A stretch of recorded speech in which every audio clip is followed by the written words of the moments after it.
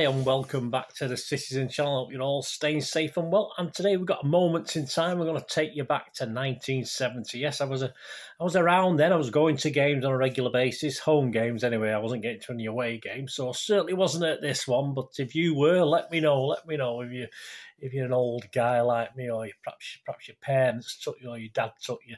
I don't think there was many City fans there, in fairness. So today's moment in time, we go back to 1970, a pre-season match. Yes, a friendly, although it wasn't looked upon as much as a friendly when Scotland come up against England in any sort of form, club football or national football. It's never really a friendly, is it? And this was between a European and domestic cup double winning City and Scottish League champions. They were in the midst of their 9-in-a-row run, which some reason it's quite sort of famous up there. And Scottish League Cup holders Glasgow Celtic. They had actually lost the European Cup final the previous May, so in the same way we'd obviously won our Cup Winners' Cup, they'd lost the European Cup final, unfortunately, to Feyenoord. So, yeah, very close to getting that for a second time, weren't they? It was a battle between the first British club to ever win a major European trophy and the fifth. And they say we've got no history, but they don't know what they're talking about.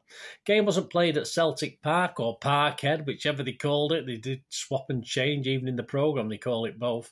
But Hampden Park, yeah, home of Queen's Park at the time. Of course, that was Main Road, if you think about it, although it's called the Wembley the North, was actually more modelled on Hampden Park than it was actually Wembley. So, interesting to see City playing at Hampden Park. I say home of Queen's Park at the time. That would have some relevance for a certain Joe Corrigan in a little while. In front of an impressive crowd, yes, 62,700 on a warm summer's night in Glasgow. They're rare, aren't they, I'd imagine. Celtic were managed by legend Jock Stein, and equally so City by legend Joe Mercer. And it was billed in the programme, I think it turned out that way, looking at the team, as an all-English team, because let's face it, I think City were the last all-English team to actually win a domestic English title, and an all-Scottish team, so that's what they billed it as. Very flower of Scotland. I'm sure there was lots of patriotism on the night by the old Celts and Scots up there. Celtic played in their familiar green and white hoops, and City in our formidable red and black stripes. Not so formidable this night, although we're okay. We got away with it in the end. The teams that night, City's was Corrigan, Buck, Pardo, Doyle, Booth, Heslop, Oakes, Bell, Summerbee, Lee, and Mr. Hill, Freddie Hill, yes, had just been brought in. And the subs were Arthur Mann and Tony Towers. So, yeah, good team by all accounts. Corrigan turned up, though, in his normal green keeper top, which when you're playing Celtic isn't the ideal, is it? I think the referee asked him to change, and he ended up playing in a yellow Queen's Park. Obviously, as I said, it was their home ground, of course, Hampden. Played in a yellow Queen's Park top, presumably at the request of the referee. Celtic that night, as Celtic fans watching this, I'm sure there might be one or two. Fallon, Craig, Gebel, Hay, Connolly, Brogan, Johnston, Hood, Murdoch, Lennox, Hughes. And their subs were Wallace and Old, A-U-L-D, Old. No Billy McNeil. He was, of course, the normal captain for Celtic. He was would be a future manager, City manager, who was out with a back injury at the time. And before the game, yes, typical Malcolm Allison caused controversy by just boasting that we'll beat Celtic because we are a better team. Sometimes we just wished he kept his gob shut. It worked sometimes, and other times it didn't. But that's just Malcolm Allison, wasn't it? But it didn't make it easy for City teams sometimes at places like this. You don't want to get anyone's backs up or have someone stick something on the wall to sort of say these things, but that's how Malcolm Allison was. It was a night when the swashbuckling football normally played by City and Mercer and Allison's team was fairly absent, as Celtic pretty much tore into City from the start, and it was City stopper Big Joe Corrigan in his Queen's Park top who was a hero on the night, although Celtic keeper Fallon did have some work to do, although you wouldn't think it looking at the match reports, certainly from the Scottish press. So here we go. We're going to go over to the Glasgow Daily Record, and a Hugh Taylor for an unbiased Scottish view of this game under the banner, "Oh, what a show by Celtic." So we know what we're letting ourselves in for. Of course, the match, well, not of course, you may not know, the match ended 0-0 on the night. It wasn't for the want of trying, certainly by Celtic. So we'll go to this match report by Hugh Taylor. I'll add a little comment here and there, just as I think it is a little bit one-sided, this. Celtic walked off buzzing Hampden Park last night, the Hugh Taylor says, the proudest but the unluckiest team in Britain. A 62,700 crowd just couldn't believe it, and neither could I, neither could Manchester City, for Celtic had given one of the most convincing displays but didn't score. Well, it's not good unless you put it in the onion bag, guys, is it? The result is surely a travesty, surely the luckiest result City, Pride of England, have ever achieved. Yeah, you're right with that one. Pride of England, we'll take that. Make no mistake, this was a tremendous show by Celtic. This was a show which revealed they were back on their toes. Spectacular, brilliant. This was a show that put City in the shadows. World Cup man, Francis Lee and all. Well, we were probably still a bit tired, or Franny was, and Colin Bell, still tired from the World Cup, weren't we? You lot were on the beach, weren't you, up there in Scotland? They were reduced to backpedalling and backpassing. Well, it was legal then, that's fine. That plus a venomous Celtic shooting made tall, burly Joe Corrigan and a Manchester goal the hero of the night. Great hero. How Celtic didn't score must remain one of soccer's biggest mysteries, said Hugh Taylor. Just take the last hectic minutes, shall we? David Hay was done in the area, but ref Tiny Wharton waved play on. He probably dived anyway. With the crowd booing, Bobby Lennox burst through and put the ball in the net. Not more Raff. He was given offside. Well, the Lions and the referee were from Glasgow, mate. So I don't think there was any real bias. He must have been offside. Simple as that. Then Wallace was through with the ref looking at his watch. What was he going to blow for time?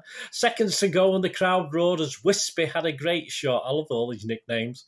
A groan. Mighty Corrigan had made another impossible save. Well, wasn't so impossible then, was it, if he'd made it? Then a cheer, he had pushed the ball out and Wallace had it again and a shot and Corrigan was beaten, but the Hampden roar was stilled as sub-Tony Towers came from nowhere, shoved out a despairing foot and pushed the ball away. So he's doing his job then. This was a super show by Celtic, a terrific boost to Scotland's morale.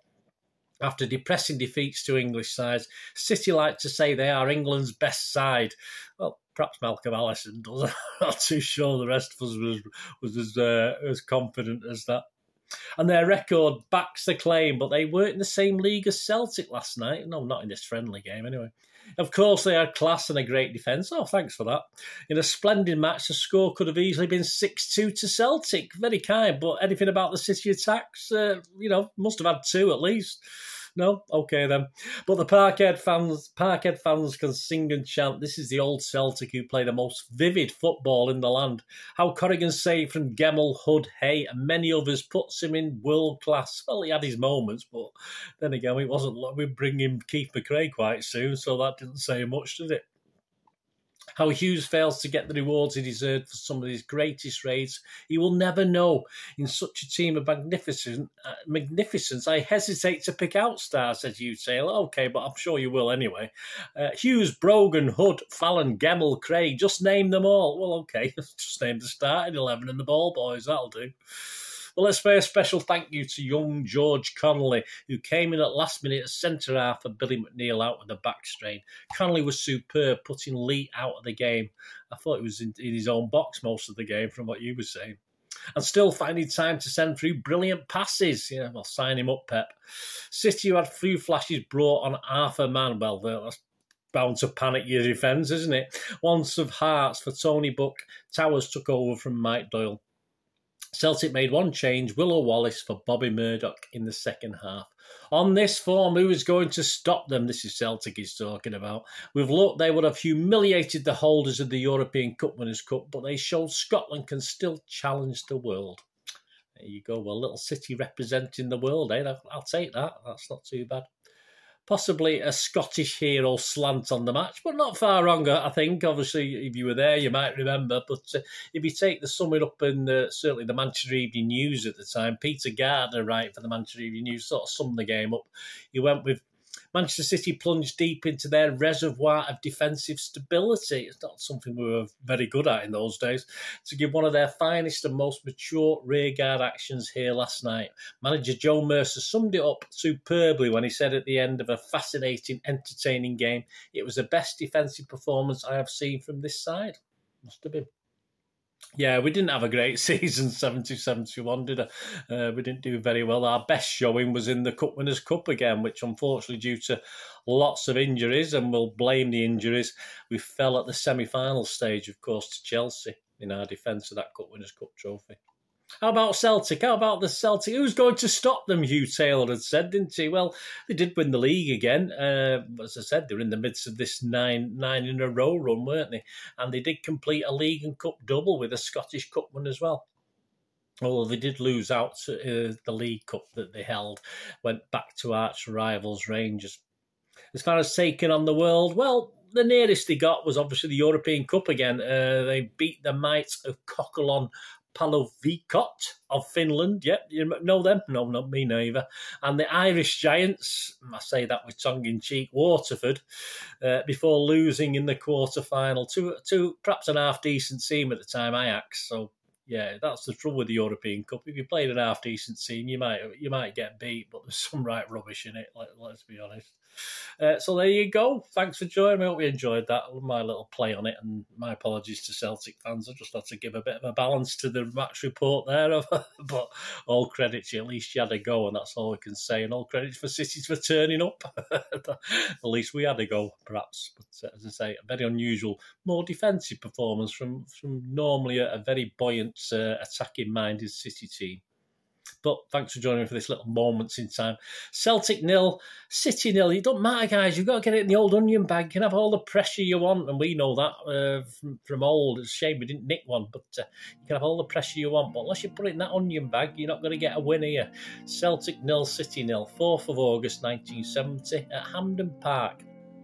Honours even between the might of Scotland and the might of England. Were you there? Let me know. Thanks for watching, guys. Please, until we meet again, stay safe, Blues. Come on, City. Thanks for watching. Bye for now.